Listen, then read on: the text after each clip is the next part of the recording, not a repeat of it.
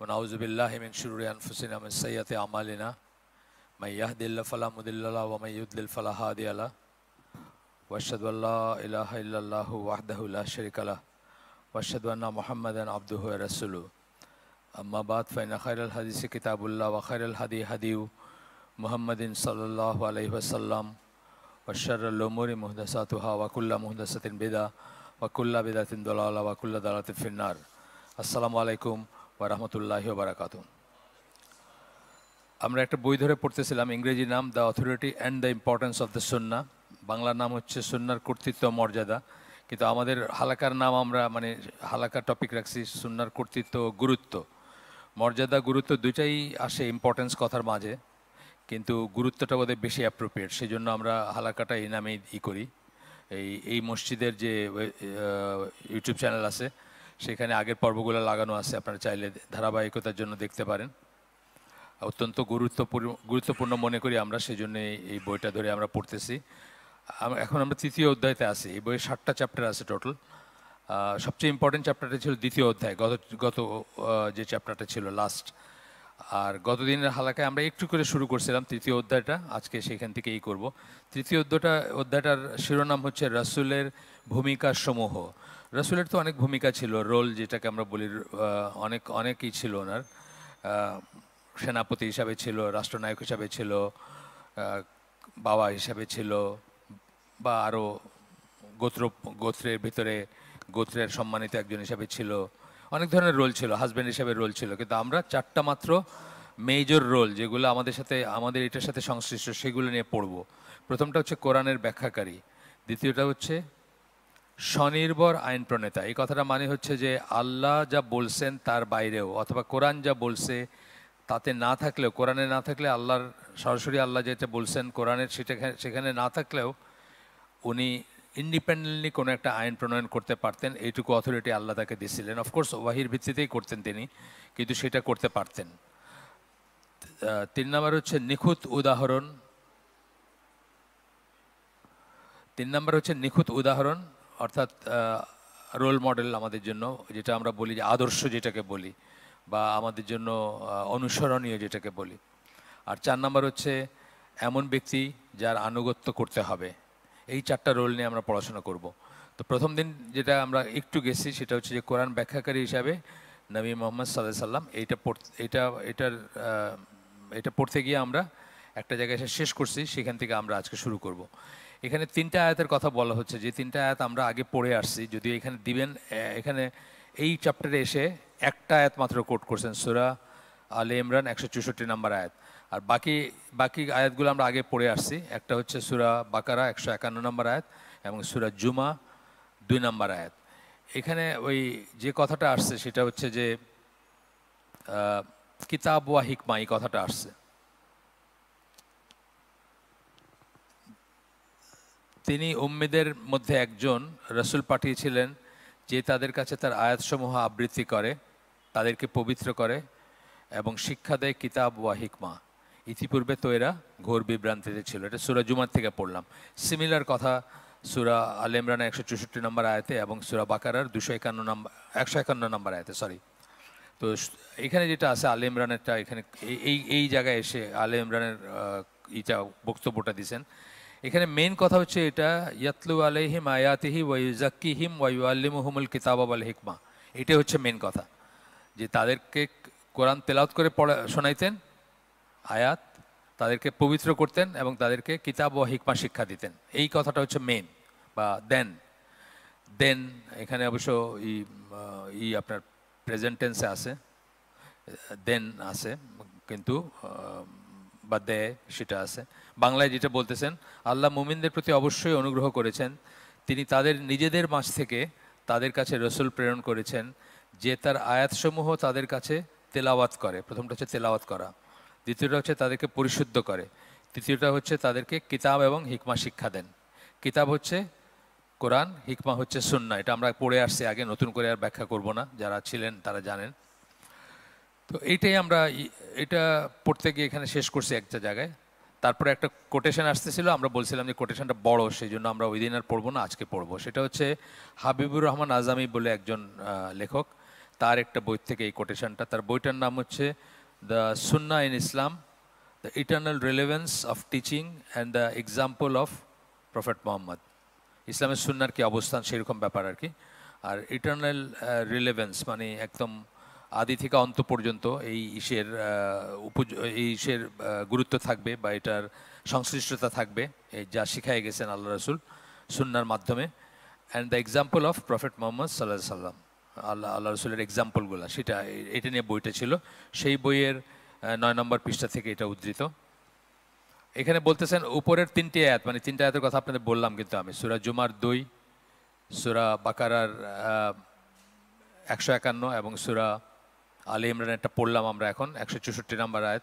3টাতেই একই কথা বলা হয়েছে, একই ফ্রেজ আছে। দুটোভাবে স্পষ্টভাবে এবং আলাদাভাবে উল্লেখ করা হয়েছে। প্রথমত ওয়াহি তেলাওয়াত করা এবং দ্বিতীয়ত কিতাব শিক্ষা দেওয়া, দুটো আলাদা জিনিস। প্রথমটির অর্থাৎ কিতাবখানির তেলাওয়াত একেবারেই স্পষ্ট। তেলাওয়াত তো একেবারে স্পষ্ট, একটা আয়াত নাজিল হলো, আল্লাহ রসুল পড়ে শোনাইলেন, কেউ লিখে নিলেন, তার যে স্ক্রাইবরা ছিলেন তারা লিখে নিলেন এবং কোন সূরায় কোথায় এটা প্লেস করা হবে এটা বলে দিলেন, এটা স্পষ্ট। কিন্তু দ্বিতীয়টা অর্থাৎ কিতাবখানি শিক্ষা দেওয়া, এই ব্যাপারে কিছু ব্যাখ্যার প্রয়োজন রয়েছে। ব্যাপারটা যদি নিয়মতান্ত্রিকভাবে কোরআন আবৃত্তি করা, মানুষকে মুখস্থ করানো ইত্যাদি বোঝাতো, তাহলে এটাকে তেলাওয়াত থেকে আলাদা করে নির্দিষ্টভাবে বলার প্রয়োজন ছিল না। যদি এইটাই বোঝাইতো যে ওই কেমনে করে করতে হবে, তেলাওয়াত করতে হবে, উচ্চারণ, মাখরাজ বা তাজভিদ, তাইলে আলাদা করে বলার দরকার ছিল না, এটা তেলাওয়াতের ভিতরেই আসতো। সুতরাং এটাই প্রমাণ করে যে এ দ্বারা কোরআনের আয়াতসমূহ ব্যাখ্যা এবং তফসির এবং সেগুলোর অন্তর্নিহিত অর্থ, প্রজ্ঞা ও আদেশসমূহ বের করে নিয়ে আসার কথা বলা হয়েছে। সাহাবীরা আরবি ভাষাভাষী ছিলেন, খুব ভালো আরবি জানতেন। তারপরে আমরা দেখছি যে তারা একটা আয়াতকে বুঝতে ভুল করছেন, বা একটা আয়াতের, যেমন 2টা উদাহরণ দিই আমরা সবসময়। একটা হচ্ছে যে নেশাগ্রস্ত অবস্থায় নামাজে দাঁড়াইতে না করছেন কোরআনের একটা আয়াতে। তো কোনো সাহাবী বুঝছেন যে নামাজে দাঁড়ানোর সময় মদ খাওয়া যাবে না, অন্য সময় খাওয়া যাবে, বুঝছেন এটা, মানে তাদের যে ব্যাকগ্রাউন্ড ছিল সেটা বুঝছেন। তারপরে আপনার জুলুম করে তোমরা, সামারিটা বলতেছি, জুলুম করে তোমরা তোমাদের আমল নষ্ট করে দিও না। সাহাবীরা বুঝছেন জুলুম মানে কি, অঠিক কাজ, যে কোনো অঠিক কাজ হচ্ছে জুলুম। জুলুমের প্রথম অত্যাচার না, কিন্তু জুলুমের মানে হচ্ছে অঠিক কাজ। অঠিক কাজ মানে কি, ধরেন যে জিনিসটা যেখানে মানায় না, অর্থাৎ এখানে যদি আমরা এই টয়লেট থেকে একটা বদনা নিয়ে এসে এখানে রাখি, তাহলে এটা কেমন অড না খুব, টয়লেটের বদনা এখানে, অথবা এখানকার একটা ফুলদানি নিয়ে টয়লেটে রাখলাম, এটাও খুব বেমানান কাজ। এটাই জুলুম, কিন্তু জুলুমের মানে প্রাইমারি মিনিং কিন্তু এটা। তারপরে আসতেছে কি, যে অনেক ধরনের জুলুম আছে, অত্যাচারও একটা জুলুম। আর ওই আয়াতে যেটা বলা হয়েছে সেটা সূরা লুকমানের 13 নম্বর আয়াতে, 31 নম্বর সূরা 13 নম্বর আয়াতে আল্লাহ বলছেন যে মানে বড় জুলুম শিরকের কথা বলছেন। তো ওই আয়াতে অ্যাকচুয়ালি শিরকের কথা বলা হয়েছে, কিন্তু সাহাবীরা সেটা বোঝেন নাই। সাহাবীরা খুব মন খারাপ করে এসে রাসূলকে বলছেন যে এমন দুনিয়া কেউ আছে যে অঠিক কাজ কখনো না কখনো করে নাই? সবাই তো করে, আমরা তো সবাই করছি কখনো, অঠিক কাজ যদি ধরি। তখন আল্লাহ রসুল বলছেন না এটা না, তো এখানে জুলুম মানে আল্লাহ ওই আয়াতে যে জুলুম কথাটা আছে ওইটা বোঝাচ্ছেন। তো এইরকম অনেক এক্সাম্পল পাবেন যে আরবি ভাষাভাষী এবং তারা আরবিকে খুব ভালো জানা সত্ত্বেও কিন্তু তারা ভুল করছেন। আর আমাদের তো কথাই নাই, আমাদের তো হইতেই পারে। এটাই বলতেছেন, এটাই প্রমাণ করে যে এ দ্বারা কোরআনের আয়াতসমূহ ব্যাখ্যা ও তাফসির এবং সেগুলোর অন্তর্নিহিত অর্থ, প্রজ্ঞা ও আদেশসমূহ বের করে নিয়ে আসার কথা বলা হয়েছে, অর্থাৎ সেগুলো এক্সপ্লেন করবেন, সেগুলো বোঝায় দিবেন। খোদ কোরআন থেকে, এখন চলতেছে এই কোটেশনটা একটু বড়, এই জন্য আমাদের সময় লাগবে। খোদ কোরআন থেকে এভাবে এটা স্পষ্ট হয়ে ওঠে যে নবীর কর্তব্যের মাঝে যেমন আল্লাহর ওয়াহির সরাসরি তেলাওয়াত প্রচার করার ব্যাপার ছিল, সেটাও একটা ব্যাপার ছিল, সেটাও একটা রোল, তেমনি সেগুলো স্পষ্ট করে দেয়া এবং তফসির করার ব্যাপারগুলো নবুয়তের কর্তব্য ছিল। এটা তার কর্তব্য ছিল, তাহলে তাকে পাঠানোর কোনো দরকারই ছিল না। পুরা কিতাব একদিনে পাহাড়ের উপরে নাজিল করে দিলে সবাই গিয়ে নিয়ে আসলো, আয়না কপি করলো এবং সেখান থেকে সব বুঝতে পারতো। 23 বছর ধরে একটু একটু করে, এটাও কিন্তু একটা হিকমা, 23 বছর ধরে একটু একটু করে নাজিল হওয়ার কারণ ছিল যে পর্যায়ক্রমিকভাবে এক্সপ্লেন করবেন, দেখাই দিবেন হাউ টু অ্যাপ্লাই, কীভাবে অ্যাপ্লাই করবে জীবনে ইত্যাদি। আচ্ছা, এরপরে হলো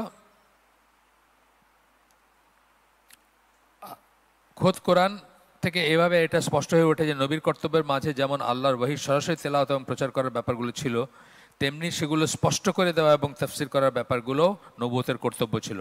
যুক্তিসঙ্গতভাবেই বোঝা যায় যে কোরআনের বক্তব্যগুলো বাধ্যতামূলক এবং নিরঙ্কুশ, ঠিক যেমন নবীর দেওয়া ব্যাখ্যাও তা না হলে তাকে কিতাবখানা শিক্ষা দেওয়ার দায়িত্ব অর্পণ করা এবং সেটাকে তার নবুয়তের মিশনের অংশবিশেষ করাটা অর্থহীন হয়ে যেত।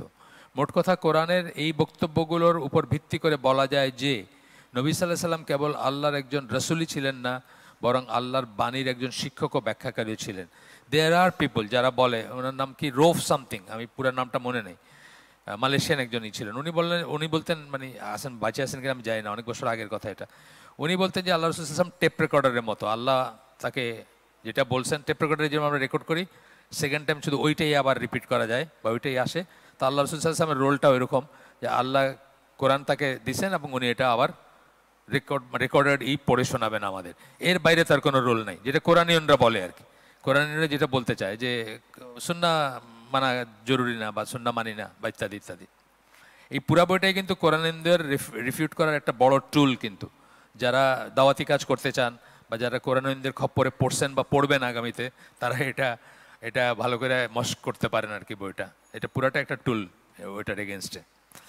আচ্ছা, এখানে আল্লাহ এসে আরেকটা কোট করতেছেন, আল্লাহ যেখানে বলেন এবং আমরা তোমার প্রতি জিকির কথাটা কোরআনে একটা নাম, কোরআনের মানে 55 নেমস আছে, ডিফারেন্ট নাম আছে।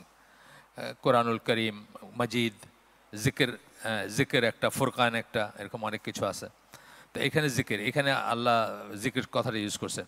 এবং আমরা তোমার প্রতি জিকির বা স্মরণিকা নাজিল করেছি। জিকিরের মানে হচ্ছে রিমেম্বারেন্স, যেটা মানে স্মরণ করা, যেটাকে আমরা বলি, যাতে তুমি সমগ্র মানব জাতিকে তা বুঝিয়ে দাও যা তাদের নাজিল করা হয়েছে, যেন তারা তা নিয়ে চিন্তা ভাবনা করতে পারে। বুঝাই দিতে বলতেছেন কিন্তু রাসূলকে। এটা হলো কি কথা, এখানে ইম্পর্টেন্ট কথা।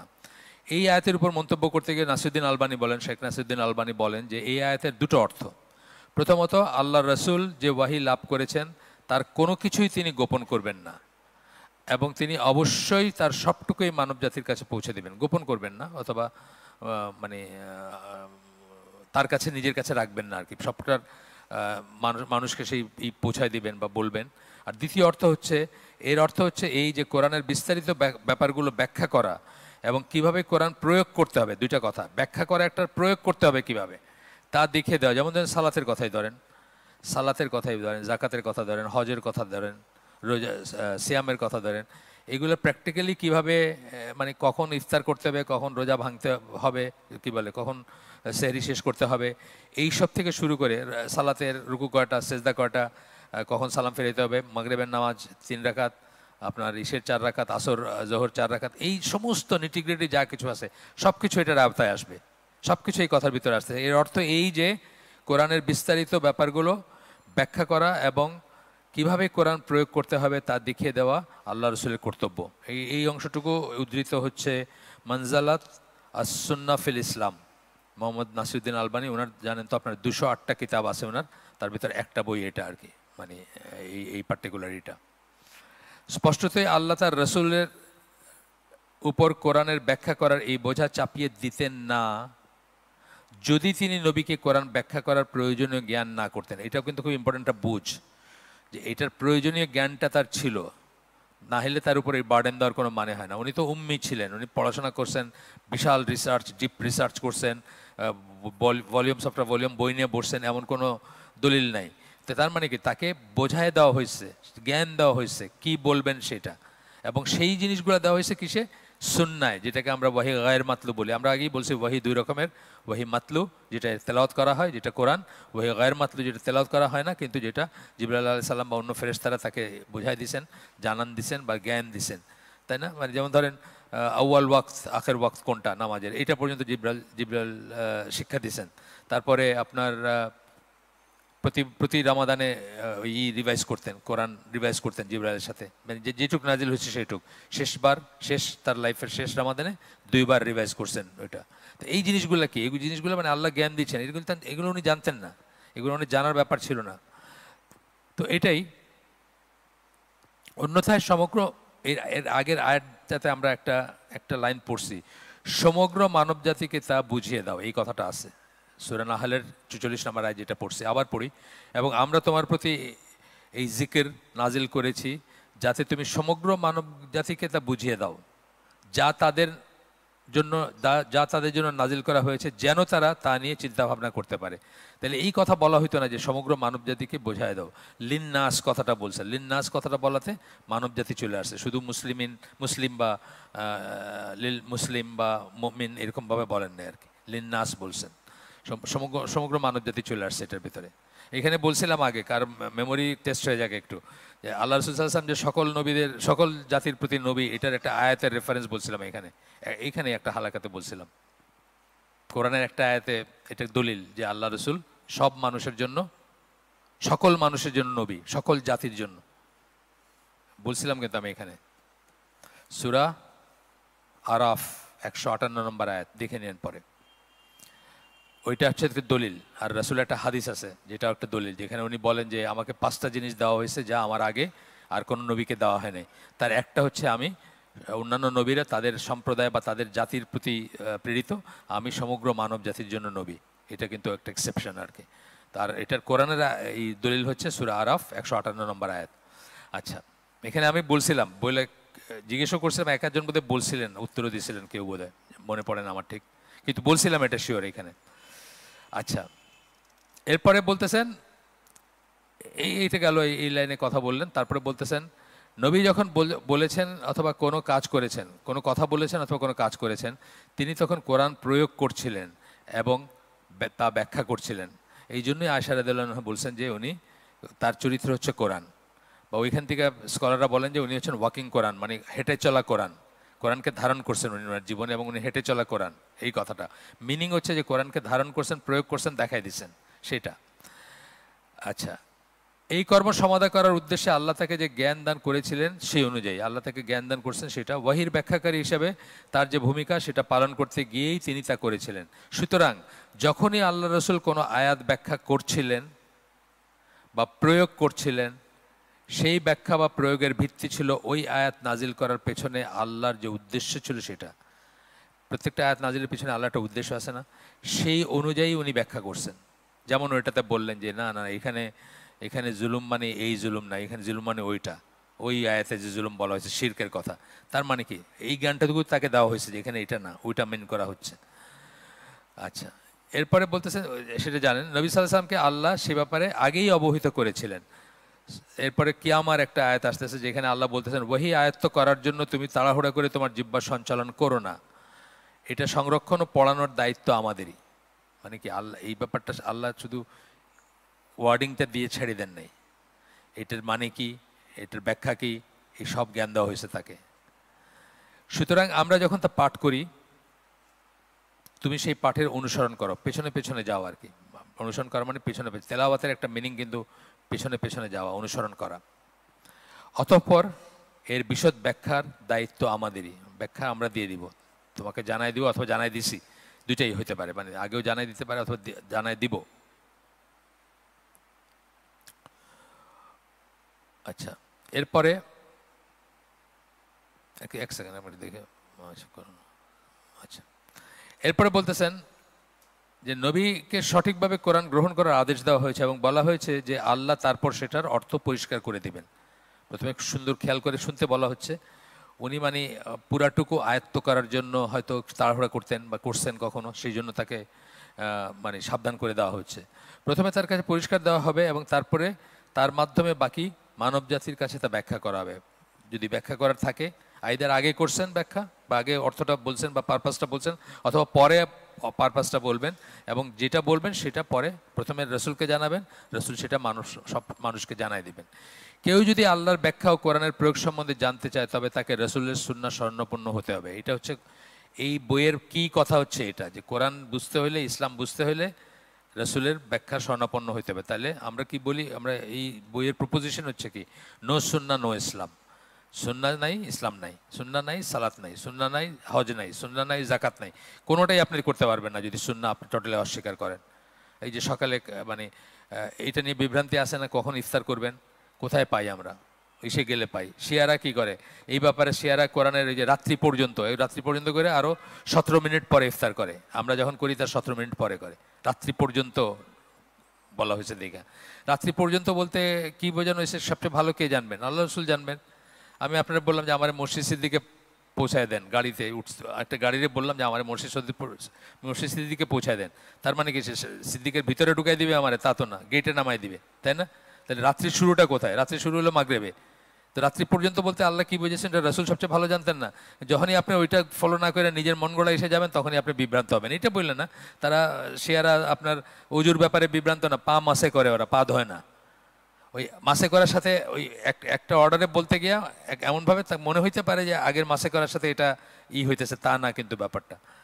আল্লাহ রসুল তাহলে আমরা কোথায় যাব? এটা কিভাবে বুঝবো? বুঝতে গেলে মেইন জায়গা কোথায়? রসুল কিভাবে অজু করছেন, রসুলের অজুর ব্যাখ্যা আছে না, বিবরণ আছে না, সেখান থেকে আমরা জানবো উনি কী করছেন, কোনটার পরে কী করছেন।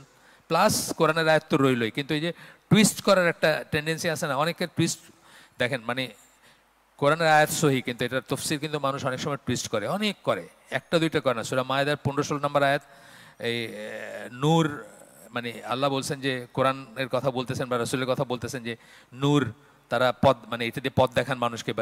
এখান থেকে কিন্তু যারা ওই মাজারপন্থী অন্য আছে না, তারা বলে যে আল্লাহ রসুল নূরের তৈরি।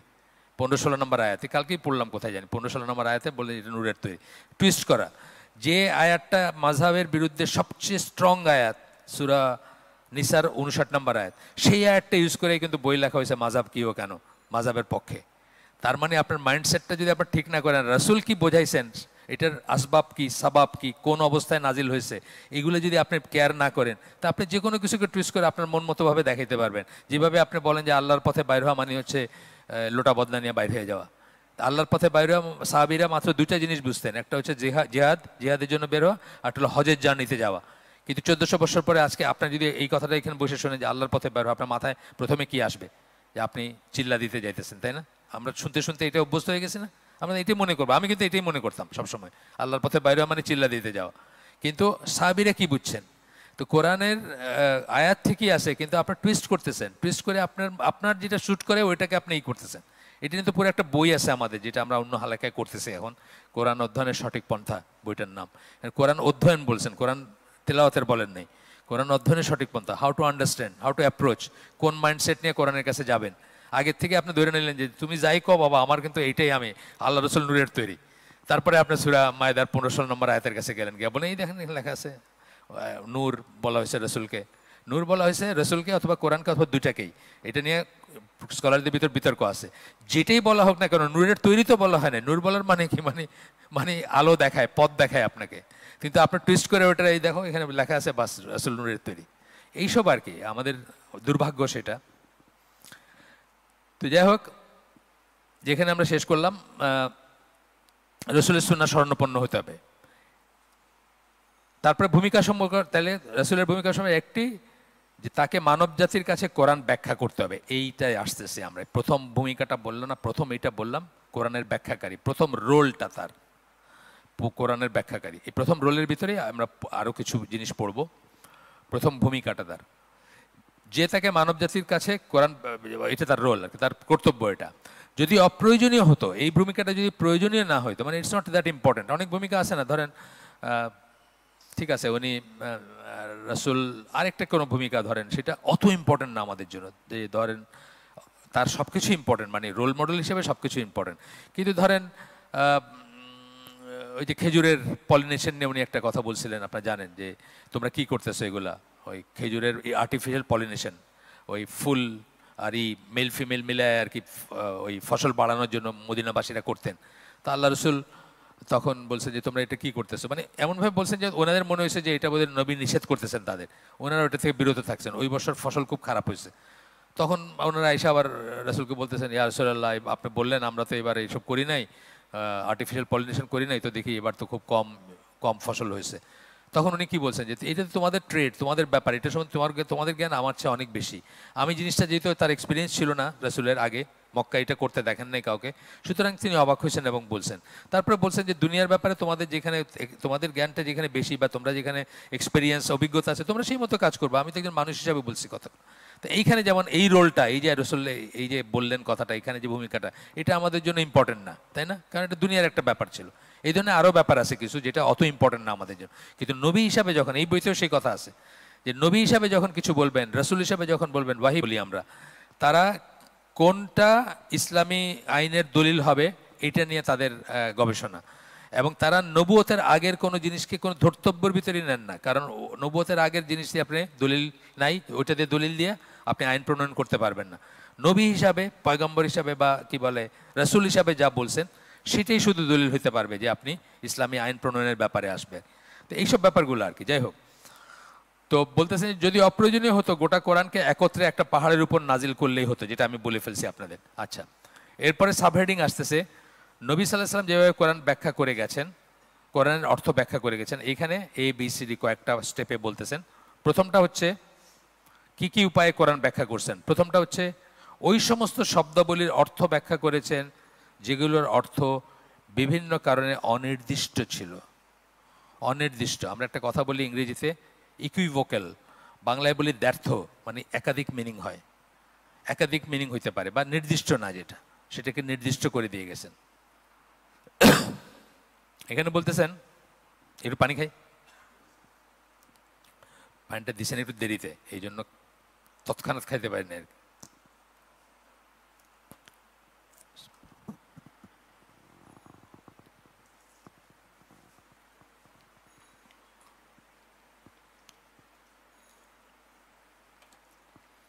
এখানে আমরা দেখব ইনশাআল্লাহ কোন অর্থটা বোঝানো হয়েছে, কোন একটা শব্দের কোন অর্থটা বোঝানো হয়েছে, সেক্ষেত্রে ঠিক কোন অর্থ, আচ্ছা কোন অর্থ বোঝানো হয়েছে তা জানার জন্য একমাত্র উপায় হচ্ছে যার কাছে কিতাবখানি নাজিল হয়েছিল এবং যাকে কিতাবখানির জ্ঞান দেওয়া হয়েছিল এবং কোরআন ব্যাখ্যা করা যার পালনীয় ভূমিকা ছিল সবকটা নবীর, সেই নবীর শরণাপন্ন হওয়া কোনো একটা শব্দর। এই জন্যই নবীর সুন্নাহ প্রিজার্ভ করা এত ইম্পর্টেন্ট, কারণ এখন আর এই কথাটা জিজ্ঞেস করার জায়গা নাই। তো আমরা কি জিজ্ঞেস করতে পারবো যে ইয়া রাসূলুল্লাহ এটার মানে কি? এই জন্যই তার সুন্নাহটা প্রিজার্ভ করা এত জরুরি, যে ঠিক কি বলে গেছেন উনি, কার কাছে বলে গেছেন, যিনি জিজ্ঞেস করছিলেন তাকে কি বলছেন, অনেক উদাহরণ আছে এটার। আলবানি এমন অনেক পরিস্থিতির উদাহরণ দেন, নাসিরুদ্দিন আলবানি, যখন খোদ সাহাবীরা কোরআনের কোনো একটি আয়াতের উদ্দেশ্য ও অর্থ বুঝতে পারেননি, যেটা আমি আগে বললাম সাহাবীরা বুঝেন নাই। এটাও আলবানির একই বই থেকে 10 পৃষ্ঠা থেকে 7 থেকে 10 পৃষ্ঠা থেকে উদ্ধৃত এই কথাগুলা। এখানে আসতেছেন, আমি যে আয়াতটার কথা বলে ফেলছি আপনাদের, সূরা আল আনাম 82 নম্বর আয়াত, যারা ঈমান এনেছে ও যারা ঈমানকে জুলুম দ্বারা কলুষিত করেনি, জুলুম দ্বারা কলুষিত করেনি, নিরাপত্তা তাদেরই। তাহলে যারা জুলুম করছে তাদের নিরাপত্তা নাই, এটা বোঝা যাচ্ছে এই আয়াতে। আর তারাই হেদায়েত প্রাপ্ত। তাইলে যারা জুলুম করে নাই কেবল তারাই হেদায়েত প্রাপ্ত এবং তাদের জন্য নিরাপত্তা। আর জুলুম যারা করছে তাদের তো এই যে বলতেছেন যে তাদের কলুষিত করছে জুলুম দ্বারা, তাদের নিরাপত্তা নাই, তাদের হেদায়েতও নাই, এটাই মনে হচ্ছে, তাই না? জুলুম শব্দের একটি ব্যাপক অর্থ, সাহাবীরা জুলুম শব্দের একটা ব্যাপক অর্থ বুঝেছিলেন, যার মাঝে সকল ধরনের অঠিক কর্মকাণ্ড ছিল, যত অঠিক কাজ যেগুলো বললাম আমরা আর কি। তাই তারা প্রশ্ন উত্থাপন করেছিলেন যে এমন কে আছে যে কিনা কোনো না কোনো ধরনের অঠিক কাজের দোষে দোষী নয়। আমরা সবাই করছি কখনো কখনো অঠিক, এখনো করতেছি, অঠিক কাজ করি আমরা। তারা আল্লাহর রাসূলকে এই সম্পর্কে জিজ্ঞেস করলেন এবং তিনি তাদের বললেন যে এই আয়াতের মর্মার্থ তারা যেমন ভাবছেন তেমন নয়। তিনি তাদের বললেন যে এই আয়াতে জুলুম দিয়ে সুনির্দিষ্টভাবে আল্লাহর সাথে কাউকে শরিক করাকে বোঝাচ্ছে। এবং এই প্রসঙ্গে তিনি কোরআনের সূরা লুকমানের 13 নম্বর আয়াত উদ্ধৃত করলেন। 13 নম্বর আয়াতে আল্লাহ বলছেন যে নিশ্চয়ই শিরক করা জুলুম, হ্যাঁ, জুলমুন আজিম, বড় জুলুম, শিরক করা বড় জুলুম, নিশ্চয়ই শিরক করা জুলুম। 31 নম্বর সূরা 13 নম্বর আয়াত। এটা যেমন একটা উদাহরণ আমরা পাই, আগে আলোচনা করে ফেলছি, কিন্তু এটা একটা উদাহরণ। এরপর আরেকটা আয়াত বলতেছেন, তোমরা যে দেশ বিদেশে সফর করবে তখন যদি তোমাদের আশঙ্কা হয় যে কাফিররা তোমাদের জন্য ফিতনা সৃষ্টি করবে, তবে সালাত সংক্ষিপ্ত করলে তোমাদের দোষ নাই। এই আয়াতটা পড়লে ফার্স্ট টাইম কি মনে হয় যে শুধু যুদ্ধের সময় বোধহয় আপনার এটা কসর নামাজ পড়া যাবে, কিন্তু ব্যাপারটা তা না। একটা হিসাবে উদাহরণ দিতে গিয়ে আল্লাহ এই কথাটা বলছেন, কিন্তু সকল ট্রাভেলিংয়ে আপনি কসর পড়তে পারেন। সফরের সময় কেউ যদি আশঙ্কা করে যে ইসলামের শত্রু তাকে আক্রমণ করতে পারে, তাহলেই কেবল সে সালাত সংক্ষিপ্ত করতে পারে, এটাই মনে হবে পড়লে, এই আয়াতটা পড়লে। কিন্তু সাহাবীরা এই আয়াতের অর্থটা এভাবে বুঝেছিলেন এবং কিছু সাহাবী এইভাবে বুঝছিলেন, আমি যেভাবে বললাম, যে পড়লে যেটা বোঝা যায় সেটা স্বাভাবিকভাবে। এবং সেই জন্য তারা রাসূলের কাছে গিয়েছিলেন এবং তাকে জিজ্ঞেস করেছিলেন যে কোনো শত্রুর ভয় থাকবে না, যখন থাকবে না তখনও সালাত সংক্ষিপ্ত করা চালিয়ে যাওয়ার কোনো সম্ভাবনা রয়েছে কিনা, তখনও তারা শর্টেন করতে পারবেন কিনা, ছোট করতে পারবেন কিনা সালাত, কসর যেটাকে আমরা বলি। তখন ভুল বোঝাবুঝি রাসূল সাল্লাল্লাহু আলাইহি ওয়াসাল্লাম সেটার অবসান ঘটালেন। উনি বললেন সফরে সালাত সংক্ষিপ্ত করাটা আল্লাহর তরফ থেকে একটা দান, রুখসাত যেটাকে আমরা বলি, হ্যাঁ, একটা একটা একটা সহজকরণ যেটাকে আমরা বলি, যা কিনা যখন ভয়ভীতি থাকবে না তখনও প্রযোজ্য এবং মুসলিমদের উচিত তার এই দান গ্রহণ করা, মুসলিমদের উচিত তার এই দান গ্রহণ করা। অর্থাৎ যে সমস্ত রুখসাতগুলো আল্লাহ দিছেন নবীর সুন্নাহ ছিল ওইগুলা প্রয়োগ করা, যেমন রোজা, সফরের রোজা ভাঙা।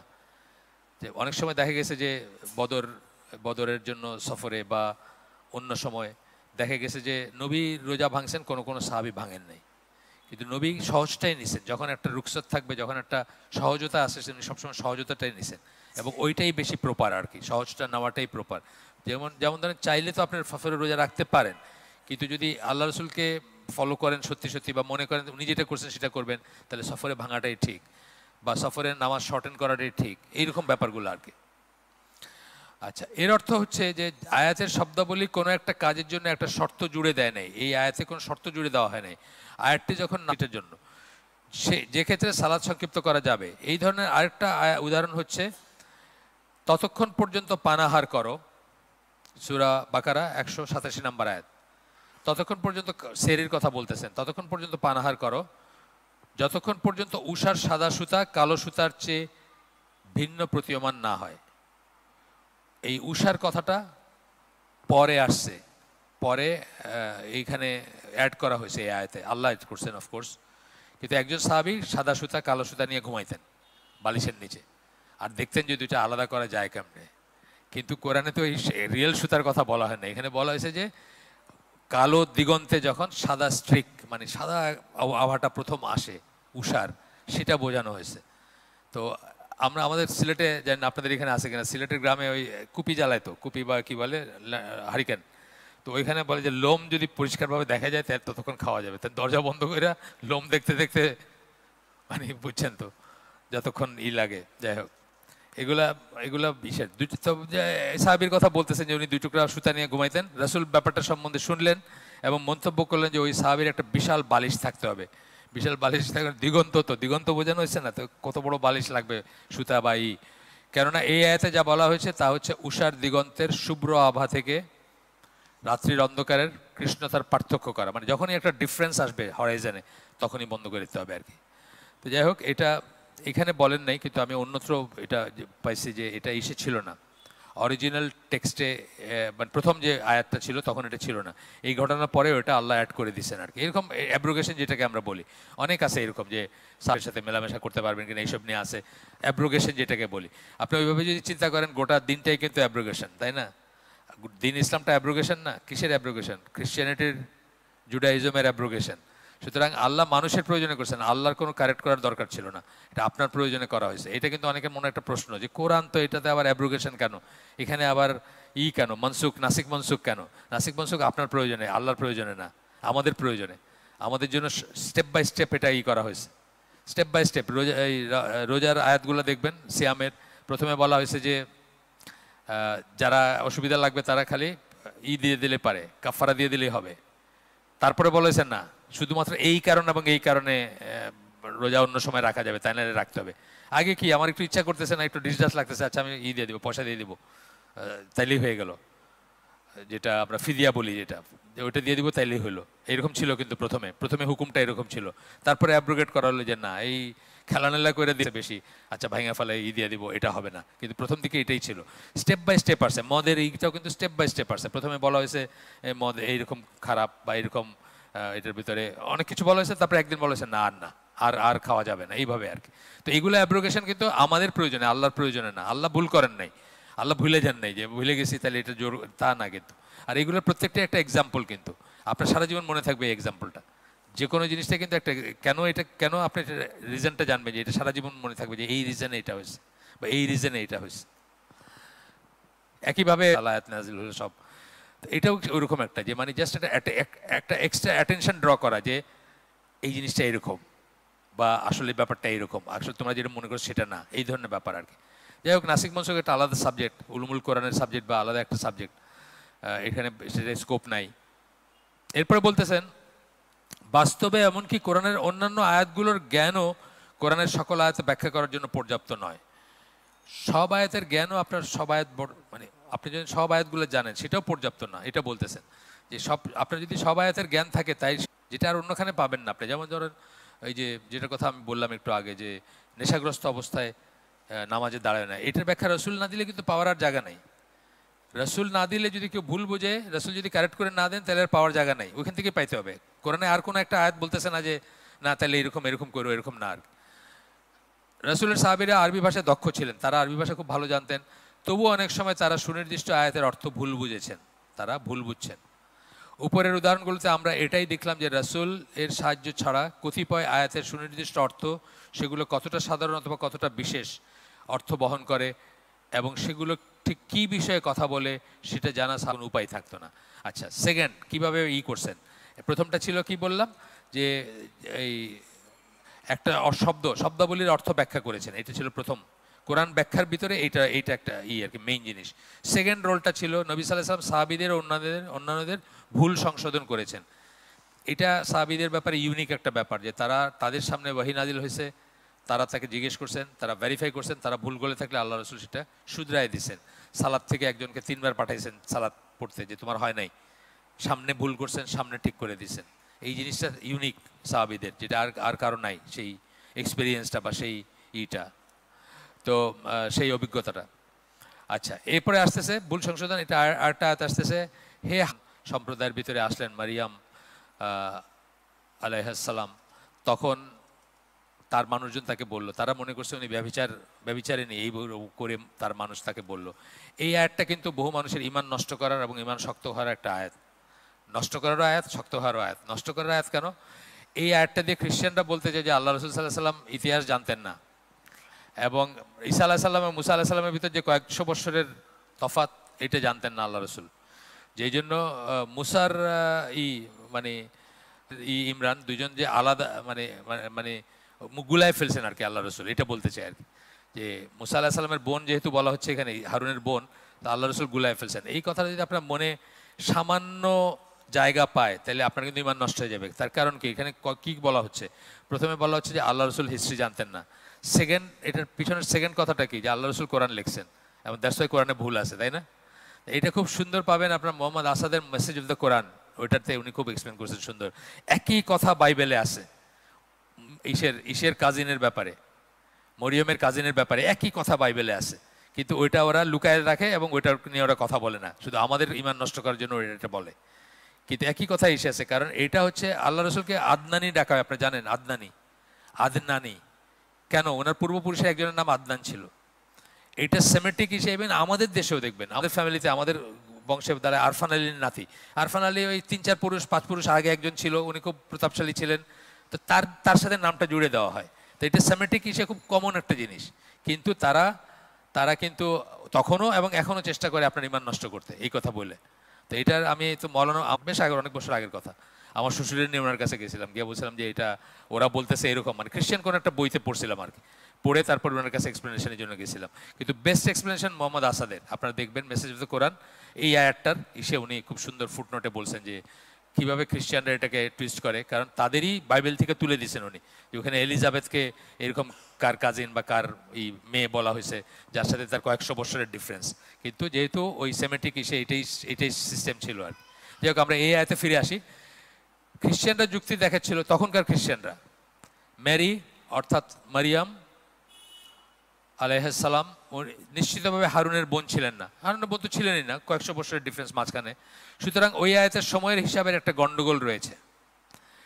মুগিরা যখন মদিনায় ফিরে আসলেন, আল্লাহ রাসূল সাহাবী ফিরে এলেন এবং নবীকে ব্যাপারটা জিজ্ঞেস করলেন, তখন নবী তাকে বললেন, তখনই কিন্তু নবী কারেক্ট এক্সপ্লেনেশনটাই দিয়ে গেছেন, কিন্তু আবারও সেই জিনিসগুলা তারা কিন্তু তোলে আপনার আমার মতো মানুষকে স্বীকার করতে, কারণ আমাদের নলেজ নাই, তো আমাদের নলেজ নাই, আপনার আমার থাকে কোন খ্রিস্টানের সাথে তার হইতেছে, ইসের ছেলে কি বলে দাখিল পড়তেছে মাদ্রাসায়, আলিয়া মাদ্রাসায়, জালিকাল কিতাবুল লা রাইবা ফি, জালিকাল মানে দ্যাট বুক, তো দ্যাট বুক বলতে নাকি এখানে বাইবেল বোঝানো হয়েছে, খ্রিস্টান তারা বলছে নজবিল্লা। দেখেন মানে কত কম জ্ঞান থাকলে আমাদেরকে এই ট্র্যাপে ফেলা যায় যে জালিকাল কিতাবুল্লাহ রাইবা, কোরআন তো হলো দিস বলতো, কিন্তু দ্যাট বলছে মানে কোরআন না, বাইবেলের কথা বলতেছে, যেটা কোনো সন্দেহের অবকাশ নাই।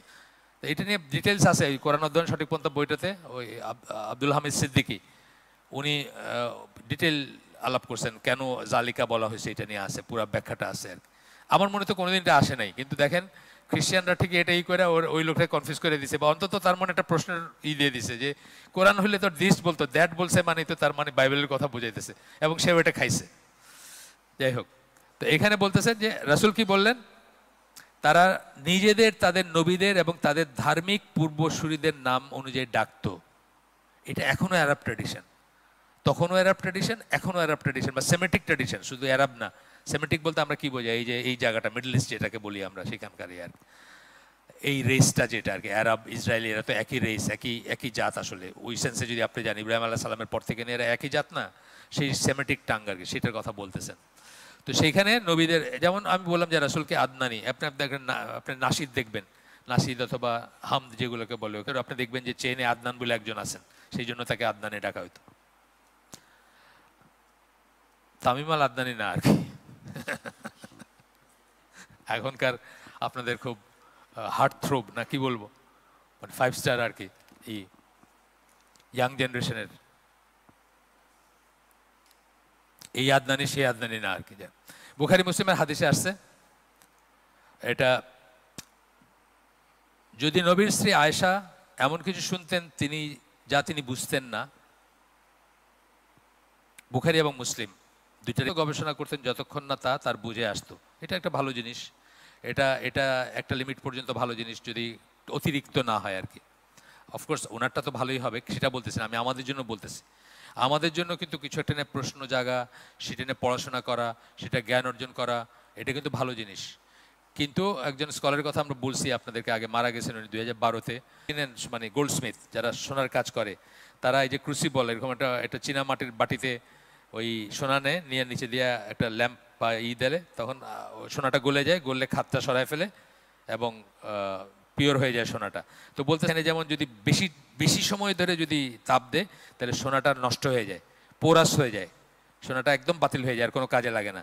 তো বলতেছেন এইভাবে অন্তরটা নষ্ট হয়ে যাবে যদি বেশি প্রশ্ন করা হয়। প্রশ্ন করবেন, প্রশ্ন আসবে, প্রশ্নের উত্তর খুঁজবেন, জ্ঞান অর্জন করবেন, কিন্তু কথায় কথায় প্রশ্ন করলে তখন কিন্তু আল্লাহ রসুলও খুব ডিসকারেজ করছেন, এবং আসলে এটা ধ্বংসের একটা রাস্তা আর কি। সব কিছু নেওয়া হবে, সে শাস্তি পাবে, হিসাব নেওয়া হইলেই শাস্তি পাবে, এটা বলছেন নবী। আয়েশা বললেন, কিন্তু আল্লাহ কি বলেননি নিশ্চয়ই তাদের একটা হালকা হিসাবের সম্মুখীন হতে হবে? আল্লাহ তো বলছেন যে হিসাবের ভিতরে সবাই যাইতে হবে, হালকা হইলেও হিসাবের ভিতরে যাইতে হবে। জেনারেলি বলতেছি, হিসাববিহীন একটা দল যাবেন জান্নাতে সেটা আলাদা, আমি জেনারেলি আপনার আমার সবার কথা বলতেছি। আমরা আশা করব, দোয়া করব যদি হইতে পারি 70,000-এর ভিতরে, কিন্তু নাও হইতে পারি আমরা। যাই হোক, তখন রাসূল বললেন সেটা হচ্ছে তাদের কর্মকাণ্ডের উপস্থাপনা, সেটা জেরা করা হবে না, তাদের কর্মকাণ্ড উপস্থাপন করা হবে যে এই করছে, এটা তার আমল নামা যেটা বলে। তবে যার কর্মকাণ্ডের বিস্তারিত হিসাব নেওয়া হবে সে ধ্বংসপ্রাপ্ত হবে, যারে বেশি ইন্টারোগেট করা হবে বা বিস্তারিত ইন্টারোগেট করবে সে মোটামুটিভাবেই। এটা আমরা এমনিও বুঝি যে আমাদের ইন্টারভিউগুলো হয় না, যেখানে যার পরীক্ষা খুব ভালো হয়েছে তাকে কি একটা জিজ্ঞেস করলো কেমন আছেন, বাড়ি কোথায় আপনার, বা ছেড়ে দিল। আর যার ভালো হয় নাই ব্যাস 2টা 3টা 4টা প্রশ্ন। আমাদের বিশেষ করে বুঝি না আমরা, আমাদের ওরালস, আমাদের যে ওই সবশেষ পরীক্ষা একেবারে 100% করলেও যদি করে থাকেন আর কি, তাহলেও কিন্তু এখানে ফেল করাইতে পারে, এবং সে আনসারেবল না কারো কাছে কেন ফেল করাইছে।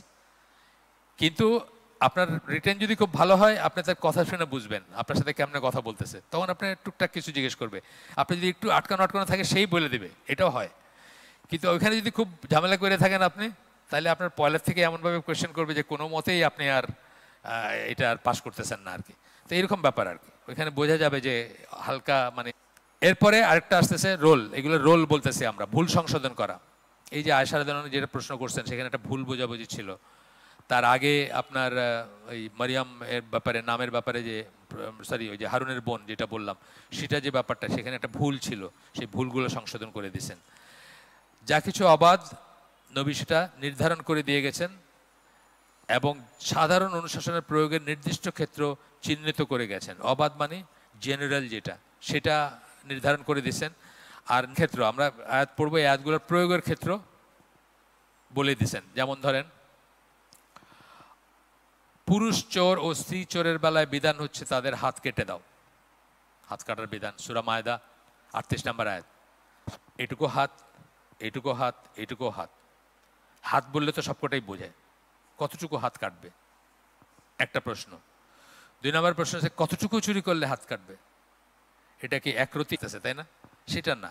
এই যে এখানে আসতেছে, এখানে অনেক সময় মনে হবে যে তা একটি শ্রেণীর সকল সদস্যের বেলায় প্রযোজ্য, মনে হবে যে সকল চোরের বেলায় এটা প্রযোজ্য। না, সকল চোরের বেলায় এটা প্রযোজ্য না।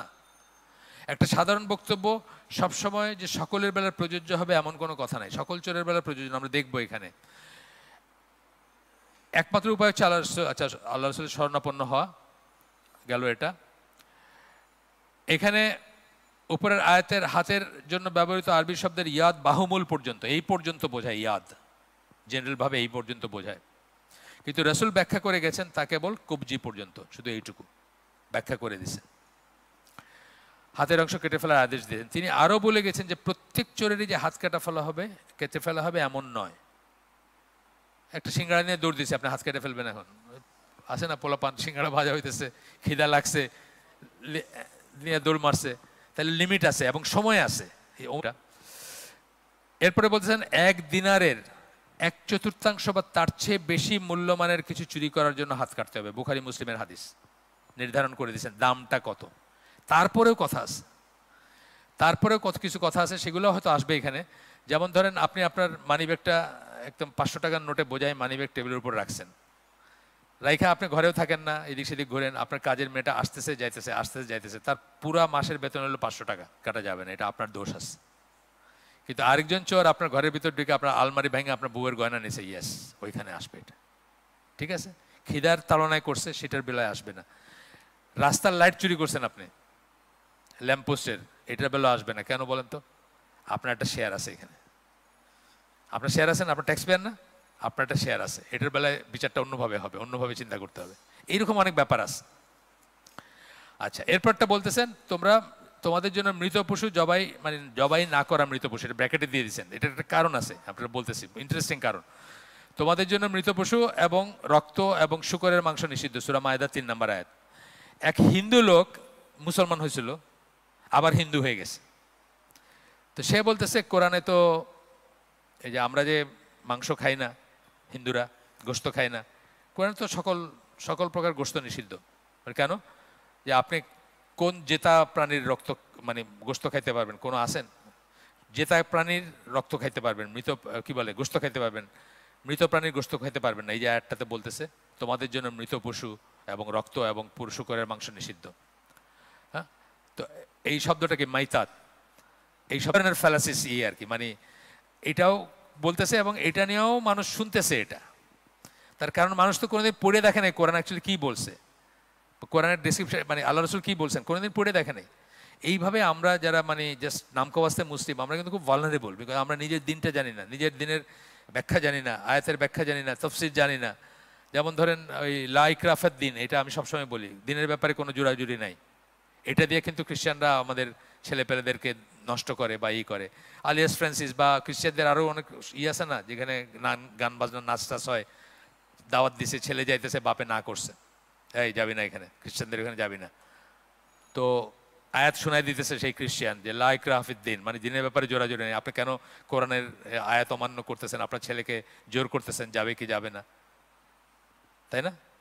এটা কিন্তু 9 out of 10 মুসলিম বলতে পারবে না যে এই আয়াতে লা ইকরাহা দিন বলতে কি বোঝানো হয়েছে, দিনের ব্যাপারে জোরাজোরি নাই বলতে কি বোঝানো হয়েছে। জানে না দেখে সে ভালনারেবল, তাকে যখন বলা হচ্ছে তার মুখে কোনো জবাব নেই, সে চুপ করে যেতেছে। এইটাও এরকম একটা আয়াত, চুপ করে যেতেছে। তো তখন বলতেছেন যে এখানে অবশ্য মৃত পশু নিয়ে কোনো নাই। মৃত পশু যে টার্মটা সবাই বুঝছে যে অলরেডি মৃত পশু, এটা জবাই করে মৃতর কেউ বুঝে নাই আর কি, এটা হিন্দু বেটাই বুঝছে খালি, আর কেউ বুঝে নাই। কিন্তু এখানে সেকেন্ড এটা রক্ত নিয়ে আমাদের যে ওই সাধারণ বক্তব্যের কিছু ব্যতিক্রম আছে। সাধারণত ঠিক আছে রক্তটা, কিন্তু ব্যতিক্রম আছে। প্রবাহমান রক্ত, মেনলি প্রবাহমান রক্ত, ট্র্যাপ রক্ত না। যেমন ধরেন কলিজার ভিতরে ট্র্যাপ রক্ত থাকে, যেটা কিছুতেই আপনি বাইর করতে পারবেন না। অথবা ওইটার কি বলে, প্লিহা বলে, ওইটার ভিতরে ট্র্যাপ রক্ত থাকে, এটা বের করতে পারে না, ওইটা খাওয়া জায়েজ, ওইটা খাওয়া হালাল। কলিজা খাই না আমরা, কলিজা খাই তো আমরা, ওটার ভিতরে রক্ত থাকে। তো নবী এটাকে এক্সপ্লেন করে দিয়ে গেছেন যে জেনারেল সেন্সে প্রবাহমান রক্তের কথা বলা হয়েছে, কিন্তু যেটা ট্র্যাপ রক্ত এই যেখানে বলতেছেন এখানে যে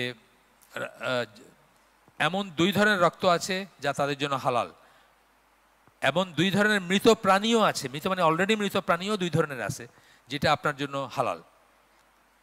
কি বলা হয়েছে? তোমাদের জন্য 2 ধরনের মৃত প্রাণী, মানে জবাই করে মৃত না, এমনি মরে গেছে সেই প্রাণীও হালাল। সেগুলো কি মৃত প্রাণী? হচ্ছে কোনগুলো? মাছ এবং পঙ্গপাল।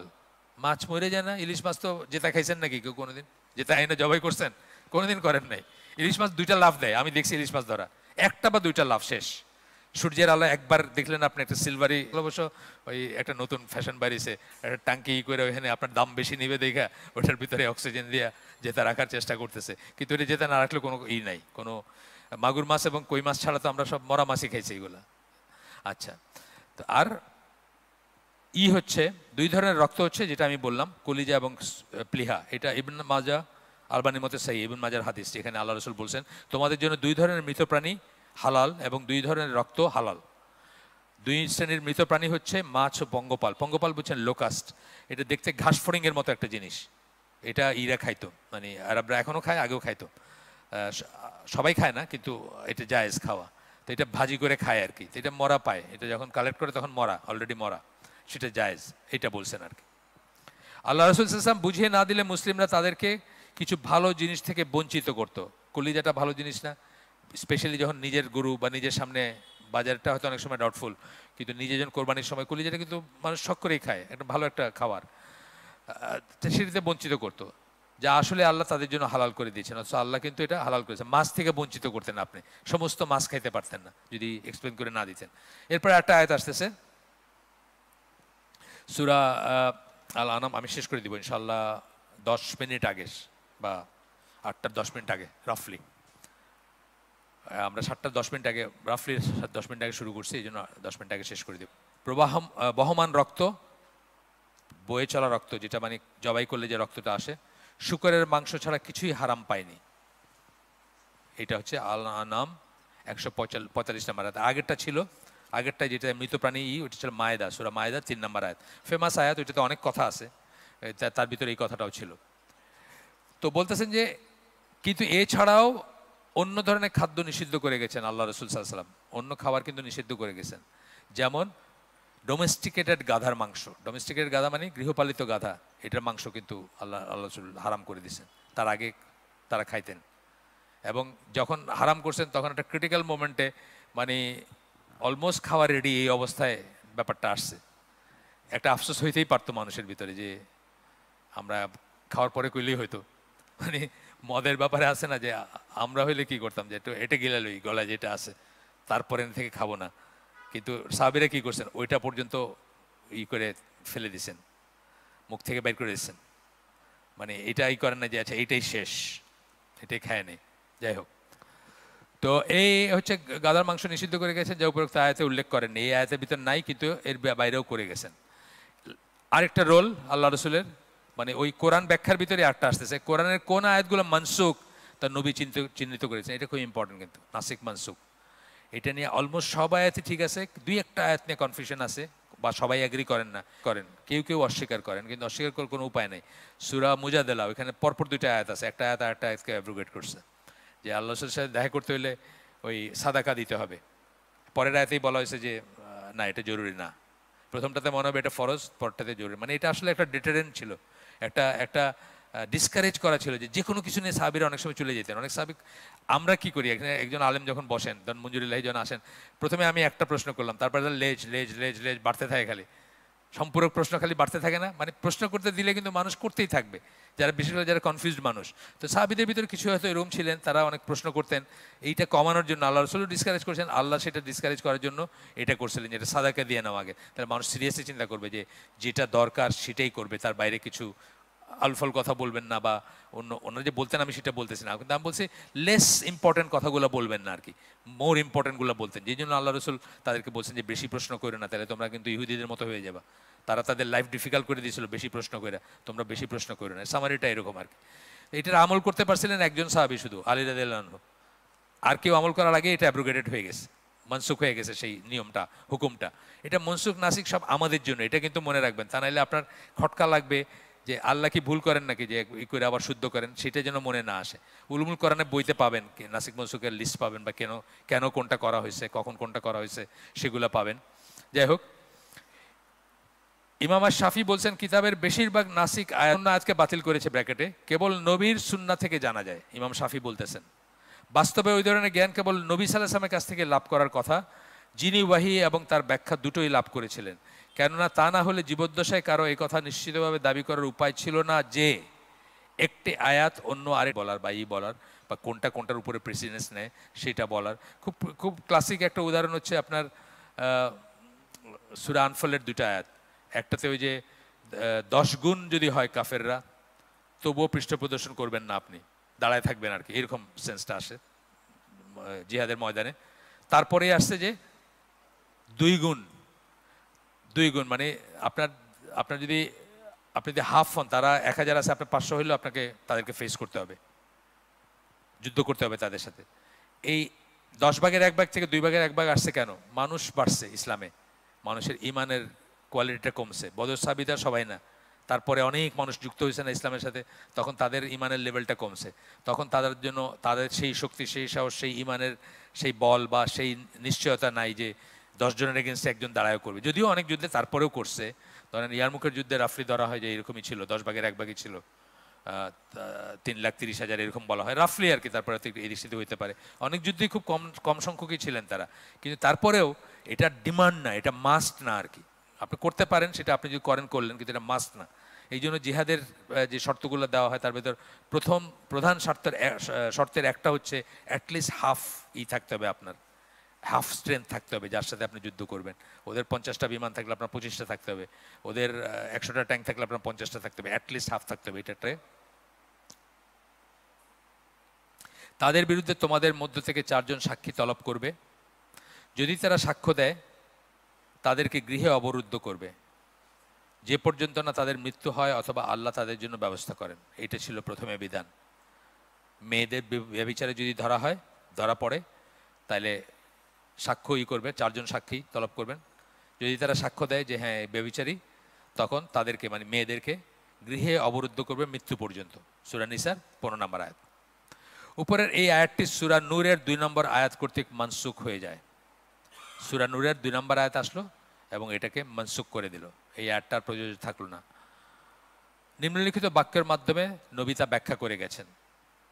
এই একটা বাক্য পড়বো আমরা, মুসলিমের হাদিস, এটার ভিতর দিয়ে এটাই শেষ আমার, এই হাদিসটা শেষ করে আমরা শেষ করে দিব আজকে। একটু দেখি তো, হ্যাঁ শেষ করে দিব, কারণ আমি ওই সাব পয়েন্টগুলো আরও অনেক কটা আছে, পারবো না শেষ করতে, এটা করেই শেষ করে দিব।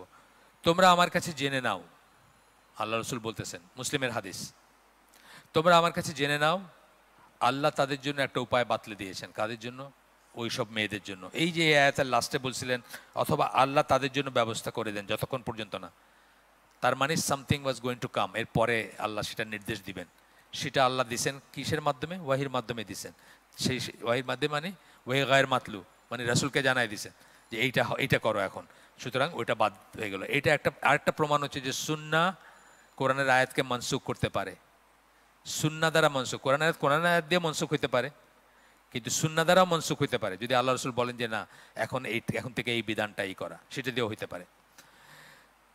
ব্যাপারটা যদি এরকম হয় কেসটা, একজন বিবাহিত মানুষের সাথে অপর একজন বিবাহিত মানুষ, অথবা একজন কুমারীর মাঝে হয়, 2 রকম, একটা বিবাহিত মানুষের সাথে আরেকজন বিবাহিত মানুষের ব্যভিচারটা, অথবা 2 জনই কুমার বা কুমারী, এটা একটা পসিবিলিটি। আর হইতে পারে একজন কুমার ও একজন কুমারীর মাঝে হয়, বিবাহিত ব্যক্তিকে 100 দররা, মানে কেসগুলো কি হইতে পারে? একজন বিবাহিতের সাথে বিবাহিত, অথবা একজন বিবাহিত তাদের ভিতরে, অথবা 2 জনই কুমার বা কুমারী, সেরকম কেসগুলো আর কি। সেই সবকটা কথা বলতেছেন, একজন কুমার ও একজন কুমারীর মাঝে হয়, বিবাহিত ব্যক্তিকে 100 দররা মারা হবে, তারপর পাথর নিক্ষেপ করা হবে। 100 দররা মারা হবে, তারপর পাথর নিক্ষেপ করে হত্যা করা হবে। অবিবাহিত ব্যক্তিকে 100 দররা মারা হবে এবং তাকে তারপর 1 বৎসরের জন্য নির্বাসিত, এইরকম আরও আসবে আর কি। ব্যভিচারের ব্যাপারগুলো খুব কঠিন ছিল, এখানে ছোট্ট দুইটা কথা বলে শেষ করে দেই। আল্লাহ রসুলের সময় বিয়েটা ইজি ছিল, ব্যভিচার কঠিন ছিল, ব্যভিচার করতে সাহস পাইতো না কেউ, এতই কঠিন ছিল। এবং কেউ করে ফেললেও সে হজম করতে পারতো না ওটা। আমরা দুইটা গল্প জানি, একজন সাহাবী মহিলার হয়ে যাক, যে পাপ করছি তার প্রায়শ্চিত্ত এখানে হয়ে যাক, ওইখানে আমি যেন আর আল্লাহর সামনে লজ্জিত না হই আর কি। সুতরাং তারা নিজেরা চেয়ে নিয়েছেন। বাট এটা খুব ডিফিকাল্ট ছিল, মানে জিনাটা খুব ডিফিকাল্ট ছিল, বিয়েটা খুব ইজি ছিল। লোহার আংটির বিনিময়ে আল্লাহ রসুল বিয়ে দিতে চাইছেন। আজকাল আমাদের সেন্টার না হইলে, গাড়ি না হইলে, গয়না না হইলে, আপনার চাইনিজ রেস্টুরেন্ট না হইলে বিয়ে হয় না। সোনা লোহার আংটি সেটাও ছিল না ওই ভদ্রলোকের যার কথা বলতেছে। তখন কি করছেন যে সুরা জানো, আচ্ছা সুরা শিখাই দিয়ে ওরে, সুরার বিনিময় দিয়েছেন বিয়ে। আমরা সামর্থ্য নাই, আমাদের সামর্থ্যর মিনিংটা কি? আমাদের সামর্থ্য কতটুকু সামর্থ্য হলে সামর্থ্য থাকে? আমাদের সামর্থ্য কোনো শেষ আছে? সামর্থ্য কোনো শেষ নেই আমাদের। যাই হোক, ইয়াং জেনারেশনের জন্য বলতেছি যে ব্যভিচার থেকে বাঁচার, অথবা চোখের ব্যভিচার, মনের ব্যভিচার, কানের ব্যভিচার থেকে বাঁচার একমাত্র ওয়ে হচ্ছে বিয়ে শাদী। আর বাকিটা যেগুলো বলা হয়েছে সেগুলো ডেটারেন্ট, মানে রোজা রাখবেন, এই করবেন, সেই করবেন, এগুলো ডেটারেন্ট। ওই রকম তাকওয়া ইবনে তাইমিয়া বা ইমাম নওয়াবী সেটা হইতে পারলে অন্য কথা, ওনারা এক্সেপশন। ইবনে তাইমিয়া বিয়ে করেন নাই, ইমাম নওয়াবী বিয়ে করেন নাই, তারা এক্সেপশন। কিন্তু আপনারা কি করেন আপনারা জানেন, আমার দরকার নেই বলার। আপনাদের যাদের কাছে একটা এই যন্ত্র আছে, আপনারা কি করেন, কি দেখেন, রাত্রে কতক্ষণ ফেসবুকে কাটান, ফজরের নামাজ পড়েন কিনা, এটা আপনারা নিজেদের বিচার করে নিন, আমার দরকার নেই। ফিক্স করে বাবার কাছে, মার কাছে, বাবা মার কাছে অনেকে চায় না যে আব্বা একটা কথা কমো, কি বলো, মানে একটু দামি জিনিস কি, মানে বললেন, তারপর বললেন যে একটা মোবাইল ফোন বা ধরেন একটা ঘড়ি, তা বলা এটার লেগে এত কিছু বলতে হয় নাকি? এইভাবে বলবেন, কথা পারবেন যে আব্বা একটা জিনিস চাবো, না করতে পারবা না, তারপরেই করে বলবা যে আমার হারাম থেকে বাঁচাও, আমার বিয়া দাও, বলবেন।